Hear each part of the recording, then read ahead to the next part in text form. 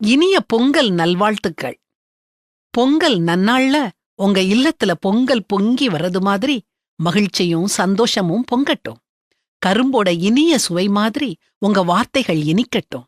வாழை இலையின் பசுமை போல, பச்சரிசியின் சுவை போல, மஞ்சள் கிழங்கின் வாசனை போல உங்க வாழ்க்கை சிறப்பா அமையட்டும். பொங்கல் தமிழர் திருநாள். 2000 வருஷங்களா பொங்கல் கொண்டாடப்படுதுன்னு சொல்றாங்க. அதனால இது ஒரு பாரம்பரிய திருநாள். அரிசி, கரும்பு, மஞ்சள் போன்ற உணவுப் பொருட்கள் அறுவடைக்குப் பிறகு பொங்கல் கொண்டாடப்படுது. இயற்கை நமக்கு கொடுத்த கொடைய நினைச்சு கடவுளுக்கு நன்றி சொல்லும் நாளாவும் பொங்கல் கருதப்படுது. பழையன கழிதலும் புதியன புகுதலும் தான் பொங்கல் திருநாளின் சிறப்பம்சம். இது வெறும் பொருட்களை மட்டும் குறிக்கல, நம்முடைய நினைவுகளையும் குறிக்குது.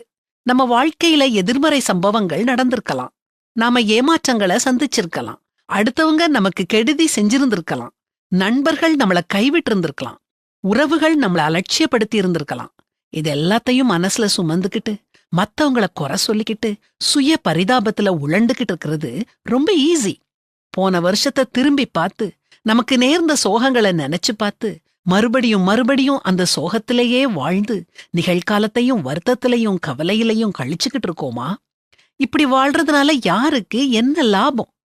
இந்த பொங்கல் திருநாள்ல நாம ஒரு உறுதி எடுப்போம். நேத்து போகி பண்டிகை.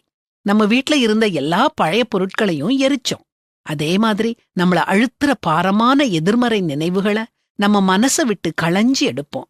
அத பத்தி நினைக்காம புதிய காரியங்களை பத்தி சிந்திப்போம். இதத்தான் வேதாகமத்திலையும் நாம பாக்குறோம். முந்தினவைகளை நினைக்க வேண்டாம், பூர்வமானவைகளை சிந்திக்க வேண்டாம். இதோ நான் புதிய காரியங்களை செய்கிறேன், இப்பொழுதே அது தோன்றும்.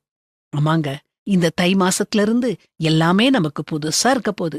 புதிய வாய்ப்புகளை எதிர்பார்ப்போம், புதிய காரியங்களை உற்சாகமா செய்வோம், புது மனுஷங்களா சந்தோஷமா உலா வருவோம்.